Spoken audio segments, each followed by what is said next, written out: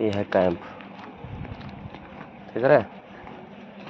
ये है कैंप, ये है कंटेनर। आगे आदमी आ रहा है, वेट मशीन है। इधर से रास्ता स्टोर की तरफ जाता है। इधर फैब्रिकेशन चल रहा है, फैब्रिकेशन में हो रहा है, शेड बनाया जा रहा है। आपको शेड दिखाता हूँ। ये है प्लेट जो ब्रिज में टाइट होके नट बोल्टिंग किया जाएगा। इधर है नट बोल्ट। ये है वुडन बेड, इस पे वर्कर सोते हैं।